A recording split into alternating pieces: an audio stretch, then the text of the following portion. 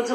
భారతీయుల స్త్రీ సాధికారతకు అత్యంత ప్రాముఖ్యతనిస్తూ క్రీస్తు వెలుగులో ఉత్తమ పౌరులను వేలాదిగా తీర్చిదిద్దిన మహనీయుడు పుట్టినరోజు.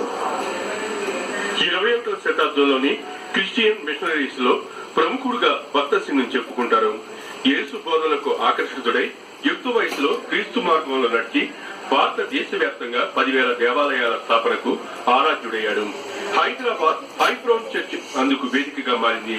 నిరాడంబరుడు, నిజాయితీపరుడైన భక్త సింగ్ బోధనలు వేలాది మంది యువకుల్లో ప్రేమ జ్యోతిని వెలిగించాయి.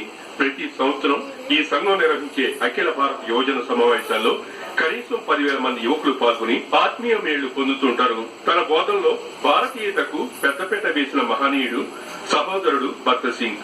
భారతీయ వాయిద్యాలు ఈ దేవాలయంలో విరివిగా ఉపయోగిస్తారు. ఆత్మీయ భోజనంలో వేలాది మంది పాల్గొంటారు. సెప్టెంబర్ 22వ తేదీ 2000 సంవత్సరంలో భక్త సింగ్ ఈ లోకాన్ని విడిచి వెళ్లారు. మంచి పోరాటం పోరాడితిని, నా పరుగు కడముట్టించితిని అని అందరి చేత మన్ననలు పొందారు. ఇప్పటికీ అతని జీవితం భారతదేశంలోని లక్షలాది క్రైస్తవ సోదరులకు ఎంతో స్ఫూర్తిదాయకం. కుటుంబ బాంధవ్యాలకు ఎంతో ప్రాముఖ్యతనిచ్చిన సహోదర భక్త సింగ్ ప్రార్థనల ద్వారా ఏదైనా సాధ్యమని నమ్మే వ్యక్తుల్లో మొదటివారు.